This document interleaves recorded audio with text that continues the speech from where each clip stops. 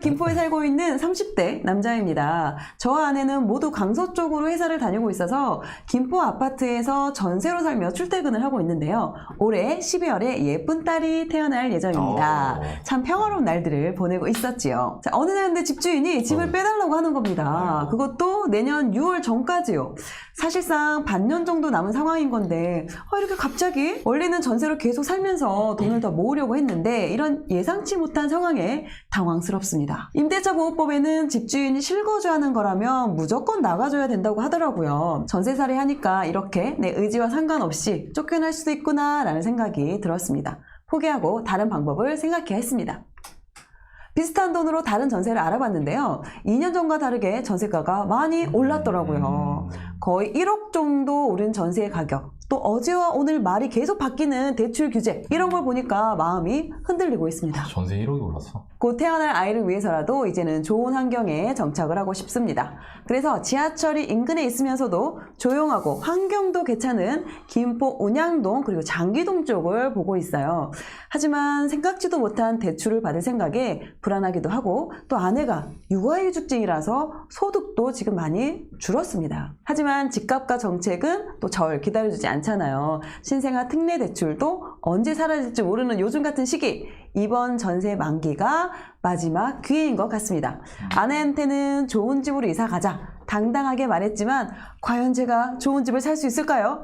괜히 대출 받았다가 이거 영끌하는 건 아닐까요? 너무 불안합니다. 지금 부동산 규제다, 경제 불황이다 이렇게 말이 많은데 집을 사기에 좀 무서운 그런 분위기인데, 신생아 특례 대출을 활용해서 내 집 마련을 할지, 전세를 다른 데로라도 옮겨서 전세 2년을 더 살면서 차분히 돈을 모아야 될지, 어떤 선택을 해야 될까요? 지금 현재 1억 5천, 순자산 1억 5천이 있는데 여기에 한 3억을 대출을 받아서 총 주택 가격이 한 4억 5천 정도 되는 아파트를 살려고 합니다. 그런데 아이가 곧 태어날 거고 또 육아휴직으로 월급 소득도 줄어들었는데 이게 지금 저한테 영끌인 것 같기도 합니다. 지금 요거는 뭐냐면요, 지금 저희한테 사연을 보내주시면서 전세로 살 때 아니면 매매로 할 때 어떤 장단점이 있고, 매매가를 4억 5천으로 할 때, 4억으로 할 때 어떤 또 이제 장단점이 있는지, 이런 부분을 이렇게 본인이 정리를 해서 보내주셨어요. 네, 이렇게 또 보내주신 부분 칭찬드립니다. 자, 근데 하지만 과연 잘 골랐는지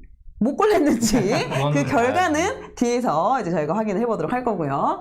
자, 파라만장님의 이제 가계부를 한번 확인을 해보면 현재 2억 5천 전세에 살고 있는데 그 중에 2억은 대출이고 실제 본인의 돈은 5천만 원, 그리고 주식 현금 합쳐서 순자산 1억 3,700만 원 정도 지금 가지고 계십니다. 급여는 아내분이 육아휴직 중이시기 때문에 같이 벌게 되면 900 정도 되지만 현재는 570만 원 정도 외벌이로 진행이 되고 있는 상황이고요. 그리고 전세 대출이자 이제 제외하고 이것저것 생활비 쓰고 하면은 토탈 월 지출이 340만 원 정도, 230 정도 저축 지금 여력이 있는 가계부 상황을 지금 보여주고 있습니다. 사연자분이 이 김포에 대해서 관심이 많으세요. 플러스 김포 바로 옆에 붙어 있는 서울 강서구까지 제가 좀 지역 분석을 해보겠습니다. 김포는 여기 있어요, 여기. 그리고 강서구는 서울에서 가장 서쪽에 있는 그런 지역들입니다. 김포는 이 라인 보이시네요. 이 지하철 라인. 김포 골드라인으로 이어져 있고 만나거든요. 김포공항역에서.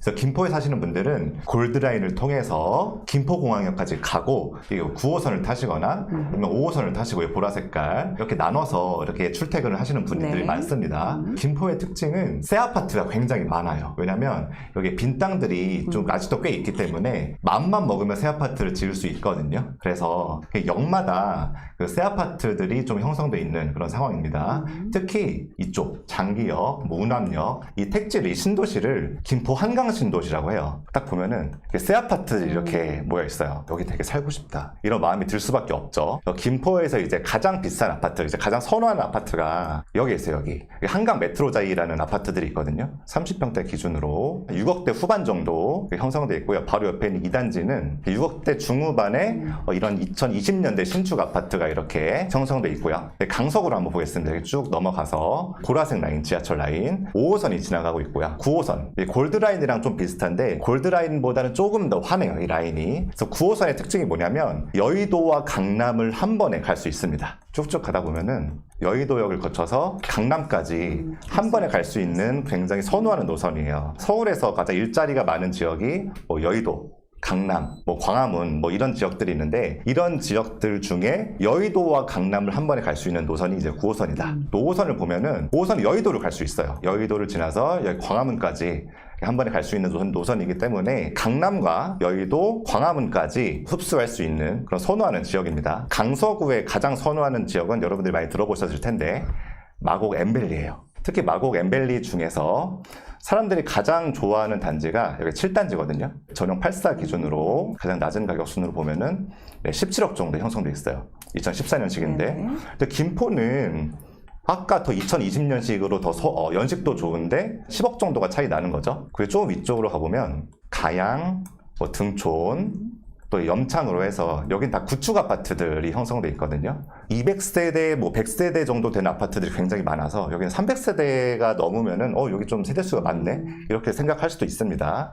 여기 있는 구축 아파트들이 뭐 여기 라인이라는 아파트 한번 볼까요? 여기 한 20평대로 볼게요. 7억대. 김포에 있는 신축 아파트와 가격이 비슷해요.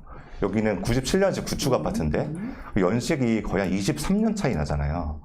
그 정도로 건물의 가치는 차이가 많이 나는데 땅의 가치가 강서구가 김포에 비해서는 살짝 좀 좋기 때문에 가격대가 구축 아파트라도 좀 비슷하게 형성돼 있습니다. 제가 말씀드리고자 하는 건 이거예요. 김포와 강서구가 가격 차이가 이렇게 많이 나는 이유는 그 김포는 그 김포 골드라인만 지나가는데 이 강서구는 9호선과 5호선을 한 번에 이용할 수 있는 그런 수요들이 있고 그리고 이건 서울이라는 특징이 있어요. 구축 아파트라도 또 평형이 작더라도 그 김포에 있는 신축 아파트와 가격대가 비슷하게 이렇게 형성되어 있습니다. 그래서 여러분들이 좀 내 집 마련을 생각하고 계시는 분들이 있다면 강서구와 김포가 이렇게 가격이 형성되어 있으니까 뭐 예산에 맞는 지역이 있다면 단지가 있다면 한번 생각해 보시는 것도 저는 좋을 것 같습니다. 지금 집을 사시기가 좀 망설이는 부분이 있는 것 같은데 구체적으로 좀 어떤 부분 때문에 좀 망설이고 계신 거예요? 현금이 많지가 않아서 네. 집을 사려고 해도 마땅하게 살 수 있는 집이 없다라는 생각이 들어서 네.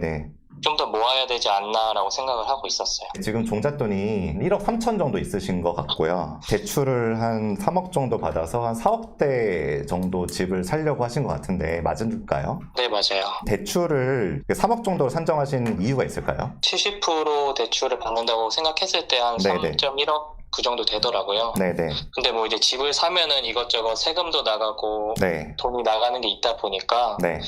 한 3억 정도 대출 받고 하는 걸로 생각했었죠. 아, 좋아요. 저는 이제 결론부터 말씀드릴게요. 신생아 대출을 받아서 6억대 정도의 아파트를 사셨으면 좋겠어요. 그 이유는 일단 신생아 대출을 활용할 수 있는 점, 그리고 지금 외벌이시니까 연봉이 한 6천만 원 정도 되시잖아요. 30년 원리금 상환을 하면은 그 이자가 한 2.7% 되거든요. 제가 알아보니까. 월에 한 190만 원 정도 상환을 할 수 있어요. 근데 지금 내 집 마련을 하시면은 여기 지출에서 대출이자가 빠지잖아요. 네, 맞아요. 대출이자가 44만 원 빠지고 190만 원 정도 상환을 하면 전 충분히 대응을 할 수 있다고 생각했어요. 네. 사실 저는 집을 사본 적도 없고 처음 도전하는 거다 보니까 걱정이 많이 되는 것 같아요. 맞아요. 부담스러울 수 있을 것 같아요. 왜냐하면 배우자분이 육아휴직 중이시고 급여가 없다 보니까 적자가 나면 어쩌지 이런 생각도 들 수 있잖아요. 네네. 그런 면에서 조금 좀 걱정이 있을 수 있는데 저는 이렇게 생각했어요. 주식이나 ISA 이런 것들을 합쳐버리면은 충분히 대응을 할 수 있고 190만 원 정도 상환을 하더라도 100만 원 이상의 저축을 할 수 있거든요. 네, 알겠습니다. 네, 그럼 저는 이제 6억대로 확정을 하고 어디에 이제 내 집 마련을 해야 될지를 생각해 본다면 저는 이게 좀 고민되실 것 같아요. 김포에 있는 신축을 할지 아니면 광서구에 있는 20평대 구축 아파트를 할지. 혹시 김포는 이제 거주하고 계신 것 같아서 잘 아실 것 같은데 강서구에 있는 구축 아파트들은 혹시 보신 적 있으세요? 거기는 비싸서 제가 사실 보진 않았거든요. 아, 그러셨구나. 그쪽 아파트들 한번 가보셨으면 좋겠어요. 왜냐면 9호선을 이용할 수 있고 또 이제 아파트들이 모여 있어서 되게 환경도 균질하거든요.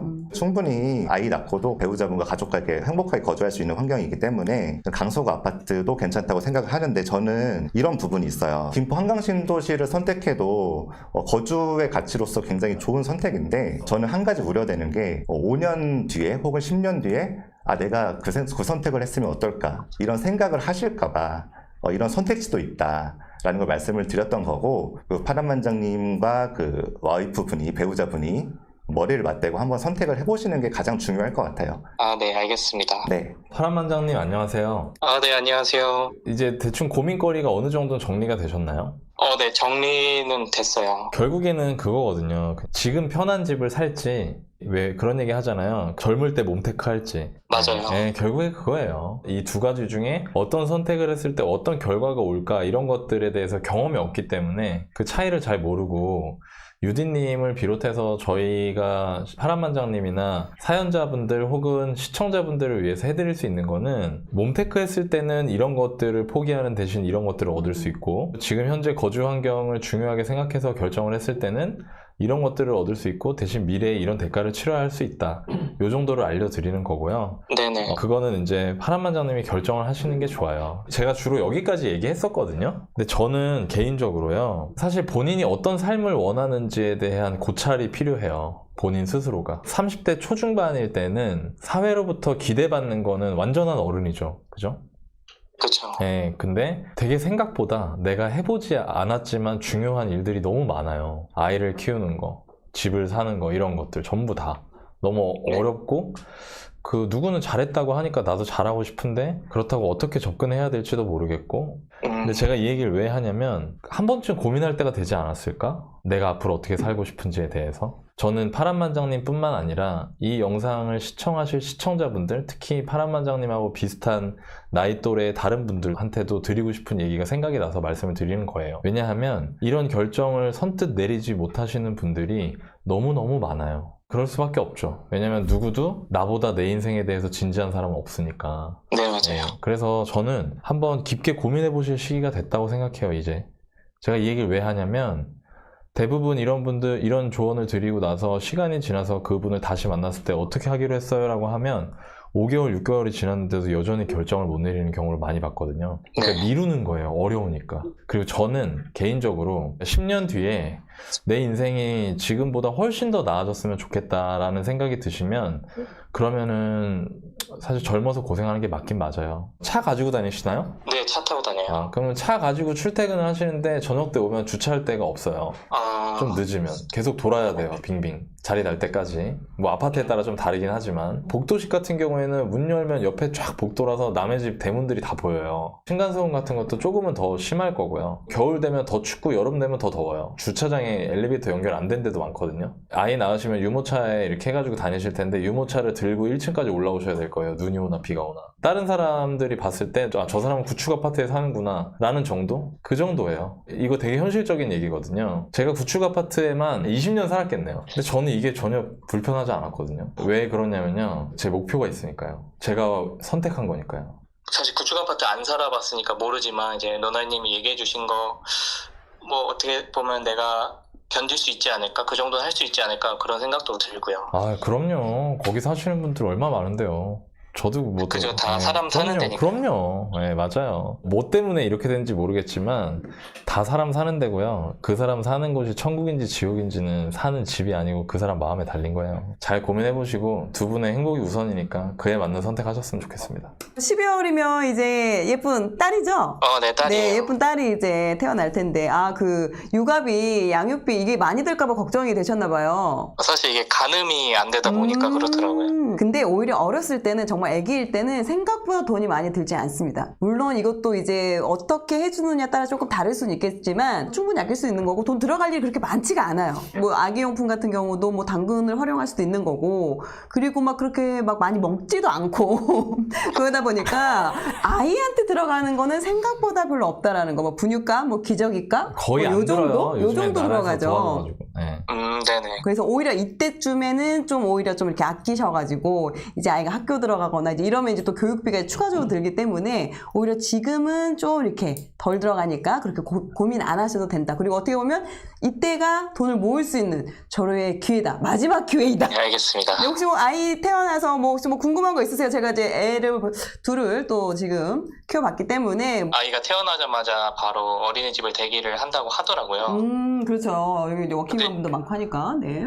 어린이집이 좋은 데를 가는 게 중요할지 아니면 집에서 가까운데 그냥 보내는 게 중요할지라는 생각이 들더라고요. 저 같은 경우는 제 그냥 경험으로 말씀을 드리자면은 일단은 아이를 일단 이제 픽업이나 이런 걸 해야 될 거 아니에요. 만약에 이제 직장을 다니면서 이제 아침에 맡기고 저녁에 뭐 이렇게 데려가야 된다면 집하고 회사하고 그 사이, 그러니까 좀 가까워야 돼요. 너무 멀면은 이게 왔다 갔다 하면서 엄마가 너무 피곤해요. 교육적인 것보다 보육적인 부분에서 더 아이들을 잘 케어를 하고 이런 부분들이 오히려 좀 엄마들 사이에서 좀 이렇게 괜찮다라고 하면 그게 좀 중요한 부분이고, 그래서 너무 장거리에 아무리 좋더라도 너무 장거리에 집에서 멀고 왔다 갔다 하는 시간을 너무 많이 써버리면은 실제로 아이를 케어하는 데 있어서도 좀 어렵더라고요. 네, 감사합니다. 네, 좋습니다. 네. 12월에 예쁜 딸 잘 순산하시기를 응원 드리도록 하겠습니다. 네, 감사합니다. 네, 그러면 들어가세요. 안녕. 네, 들어가세요. 네.